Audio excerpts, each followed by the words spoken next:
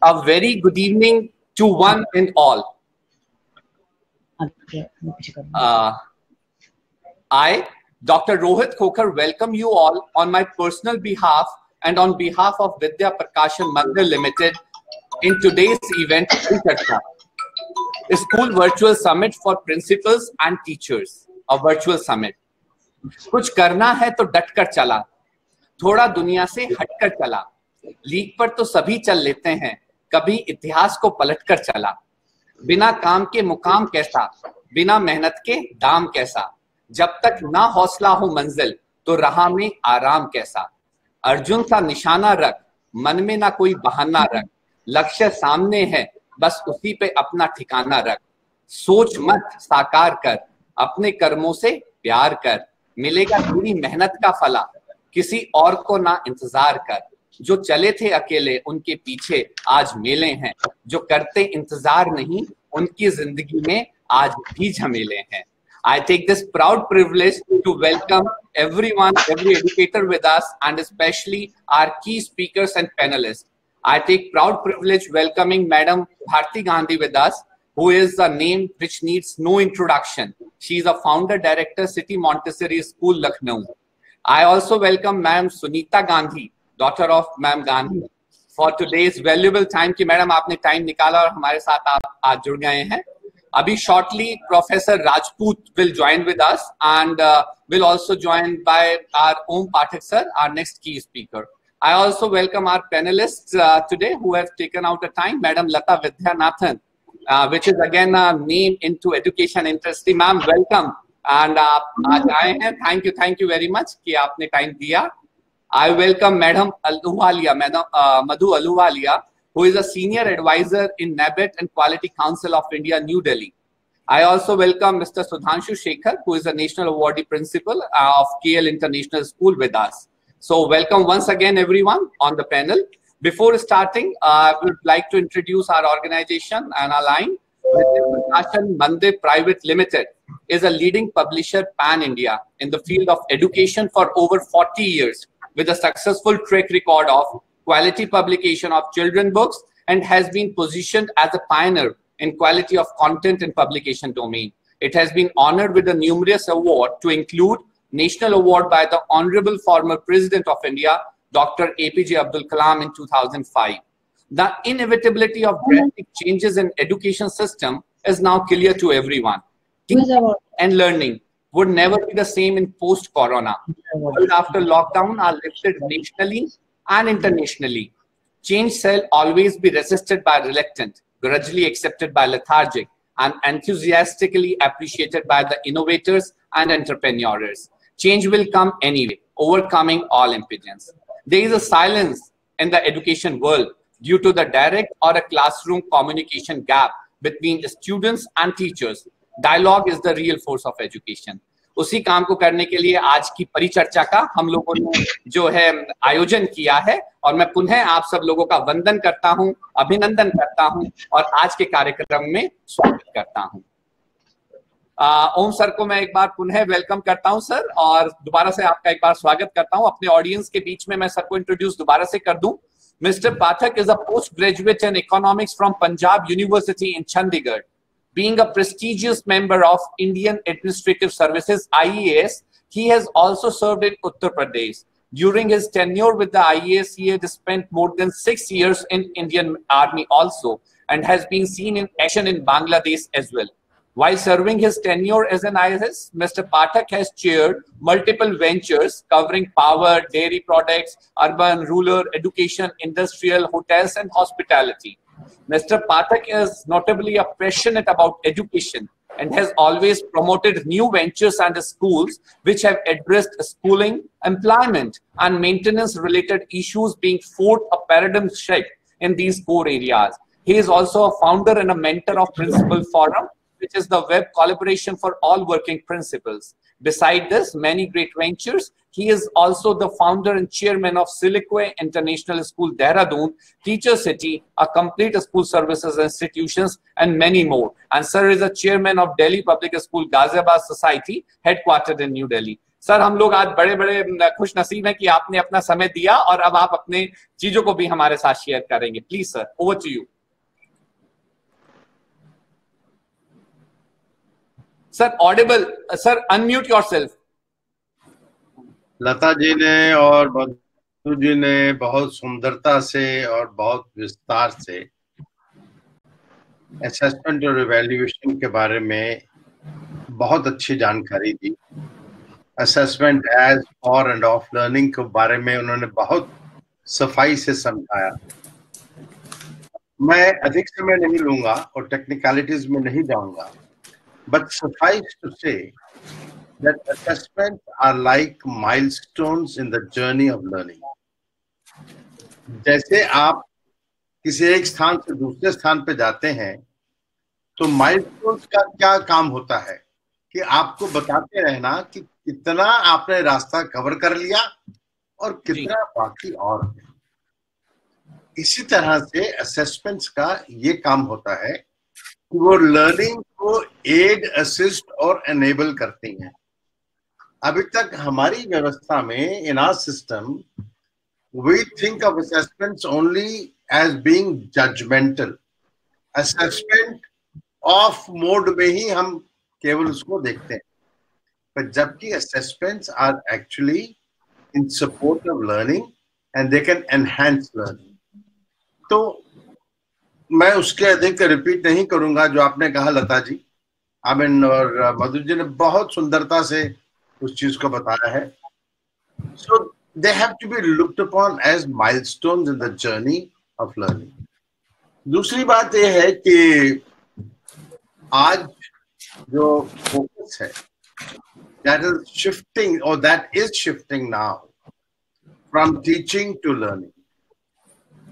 और कोविड के इस समय में the whole process has been hastened. ये ऑनलाइन मोड में तो आने की चर्चा हम बहुत दिन से कर रहे थे, बट देन वो होता क्या है, the fear of the unknown is so great that we speak to the known. तो हमें चूंकि एक नॉर्मल रेगुलर स्कूल के बारे में मालूम था, तो हम लोग एक अननोन वर्चुअल स्कूल के डोमेन में जाने से डरते थे, पर ये कोविड ने हमको धक्का देके वहां डाल दिया। उसमें फिर अब दो चीजें हैं, जो स्कूल तो अच्छा से कर पा रहे हैं उन्होंने इसका लाभ उठाया है। लाभ किसने उठाया है? बच्चे की नजर। Child is able to now access more resources, there are more assignments, greater accountability at every level. The principal, the administrators, the other educational administrators in the school can see what is happening. लोगों को मैंने देखा mock UN करते हुए online, और इतने खूबसूरत। और सबसे बड़ी बात क्या है, टेक्नोलॉजी ने सारी जियोग्राफिकल बाउंड्रीज को ढा दिया। अब यहां से बैठ के मैं बड़े आराम से बैंगलोर, एक कोलालमपुर, एक यूएस, एक कहीं से किसी के साथ भी कर सकता हूं। बहुत सारे ऐसे कोस्कोलास्टिक सिटीजनशिप स्टडीज के बारे में हम लोग डिजिटल कोलैबोरेशंस कर पा रहे हैं। ये दुर्भाग्यपूर्ण तो जरूर रहा, परंतु बहुत सारे प्रिसेप्टिव स्कूलों ने, प्रोग्रेसिव स्कूलों ने इस सेटबैक में भी एक अपॉर्चुनिटी देखी और उसका लाभ बच्चों तक पहुंचा है। एक तो ये बात है। दूसरा एक सवाल आपने पूछा था Lata ji say about the laboratories. Lata ji, अब वर्चुअल लैब्स की इतनी सारी वेबसाइट्स आ गई हैं, and in fact they're far more versatile than a real lab. There's so much more that you can do. Yes. तो वो एक बड़ा वो हो गया है। Totally. जो सबसे बड़ी बात है, कमाल की बात ये है कि 2-2.5 महीने में हमारे बहुत सारे स्कूल्स ने उन्होंने ऑनलाइन को अडॉप्ट कर लिया, वर्चुअल स्कूल को अडॉप्ट कर लिया और ब्लेंडेड लर्निंग का हिस्सा उसको बना लिया, और वो बहुत आगे बढ़ रहे हैं। बट मैं एक विषय असेसमेंट से हटके आपके इस प्लेटफॉर्म पे करना चाहता हूं। वो ये है कि जो डिजिटल डिवाइड के चलते जो सरकारी स्कूल्स या लेस फॉर्चुनेट स्कूल्स या हम जहां हमारे डिसएडवांटेज सेक्शंस के बच्चे जाते हैं, जिनको शिक्षा की जरूरत हमसे भी कहीं ज्यादा है, उनको ये सारी चीजें डिनाई हो रही।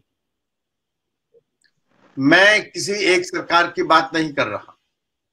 पिछले 73 सालों में हर सरकार ने हर प्रदेश में अपने अपने तरीके से पब्लिक एजुकेशन में सुधार लाने का प्रयास किया, पर सच्चाई ये है कि वो सुधार नहीं आ पाया। ज्यादा कुछ सरकारी स्कूल बहुत अच्छा चल रहे, परंतु आमतौर से सरकारी स्कूल पेरेंट्स की फर्स्ट चॉइस नहीं है। क्यों नहीं है, इसके विस्तार में मैं नहीं जाऊंगा, ये सब जानते हैं। तो मेरा इसमें मैंने एक सुझाव दिया है, और मेरा सुझाव बहुत से लोग सुन रहे होंगे, मैं उनसे कहूंगा इस सुझाव को आगे भी बात करें। मेरा ये नहीं कहना है कि सुझाव को माना जाए, पर इसको कंसिडर किया जाए। वो ये कि सरकारी स्कूलों का सामाजिकरण हो। इसका मतलब क्या है, जो लोग हम लोग जो आजादी के आसपास की पैदाइश थे और सरकार में रह के मैंने लैंड रिफॉर्म्स को बहुत करीब से हैंडल किया है, तो उनको पता होगा कि 1935 गवर्नमेंट ऑफ इंडिया एक्ट 1935 के तहत जमींदारी उन्मूलन का एक फैसला किया गया था। उत्तर प्रदेश में जमींदारी उन्मूलन समिति बनाई गई, जिसमें पंडित गोविंद वल्लभ पंत उसके अध्यक्ष थे और चौधरी चरण सिंह उसके सचिव थे। उन्होंने जमींदारी एबॉलिशन कमेटी बनाई और उसकी रिपोर्ट के तहत उत्तर प्रदेश में 1948 में जमींदारी एबॉलिशन एक्ट लाया गया। उसका वजह क्या थी कि लैंड टू द टिलर, ताकि कृषि उत्पादन बढ़ सके। जो टिलर है वो अपनी जमीन में ज्यादा इंटरेस्ट ले। तो मेरा ये कहना है कि जो सरकारी स्कूल है, हम क्यों नहीं उन्हें सरकारी शिक्षकों को दे दें, उसका समाजीकरण कर दें। हम कहें कि ये स्कूल आपके हैं, आप चलाएं। उसमें कुछ प्रशासनिक व्यवस्थाएं भी देखनी पड़ेंगी, क्योंकि एक स्कूल जो 50 बच्चों का है अपने आप में वायबल नहीं हो सकता। तो क्या इकाई मानी जाए, एक न्याय पंचायत को इकाई माना जाए कि एक ब्लॉक को इकाई माना जाए, इसको मानकर मेरा यह कहना है कि उनको तनख्वाह ना देकर उनको उन स्कूलों पर मालिकाना हक दे दिया जाए, और सरकार जो वर्तमान में बच्चों की पढ़ाई लिखाई जो नहीं हो रही, वो जो खर्च कर रहे हैं, उसको स्कूल वाउचर्स के रूप में इन नए सरकारी स्कूलों के मालिकों को दिया जाए। उससे जब उनका एक पर्सनल इंटरेस्ट क्रिएट होगा, तो किसी इंस्पेक्टर की जरूरत नहीं, कोई बीडीओ नहीं चाहिए, कोई डीओ नहीं चाहिए। आप देखिएगा खुद ब खुद ये डिजिटल डिवाइड भी खत्म होगा, और ये जो एजुकेशनल डिवाइड है ये भी खत्म होगा। Because education one single source, one single tool of empowerment, और वो नहीं हो रहा। आज गरीबी की बात जो हम करते हैं, देखते हैं, सुनते हैं, वो सिर्फ इस वजह से टैब को ऑपरेट करती हूँ, वो शिक्षा नहीं पा रही, वो उनको मिलनी चाहिए, और उसके लिए ये एक तरीका हो सकता है। तो मैं आपके माध्यम से ये जरूर चाहूंगा कि अच्छा हो, और 15 में चला गया, ये तुम में जाता हुआ 14 के लिए हम तैयार करें, ना सिर्फ उनको कनेक्ट करें एक अच्छे लोकेशन और एक अच्छे व्यवसाय के साथ और एक अच्छे जीवनोपार्जन साधन के साथ, पर समाज का एक बहुत महत्वपूर्ण और उपयोगी अंग भी उनको बनाए। ये डोल्स का समय खत्म करना है हमको, देने का नहीं, लेने का नहीं, ये देने का समय है, पर हमें इन लोगों को देने के काबिल बनाना है, और ये हमारी सबसे बड़ी जरूरत है। तो आपके माध्यम से मैं ये बात भी कहना चाहूंगा, बहुत से लोग सुन रहे होंगे इसको, इसके बारे में एक नेशनल लेवल पे चर्चा होनी चाहिए। मैं जो लोग सत्ता में हैं उन सबसे ये बात कह चुका हूं कि आपने पिछले 73 सालों में हर मंत्र तंत्र यंत्र सब लगा के देख लिया, बट पब्लिक एजुकेशन टस मस्त नहीं हुई। गरीबी का आलम वही है। स्किल्स एजुकेशन तब तक पॉसिबल नहीं है जब तक कि बेसिक एलिमेंट्री एजुकेशन जगह में ना हो। तो ये मेरे कुछ सुझाव है आपके माध्यम से। बहुत बहुत धन्यवाद। Sir thank you very much. एक एजुकेशन और एक एडमिनिस्ट्रेटिव एक्सपीरियंस इसलिए काम में है कि वो एजुकेट सिर्फ एक ही पैनल में नहीं करता, दोनों चीजों को साथ में लेके कर रहे हैं। तो Om sir was the relevant for this only sir. Thank you very much sir.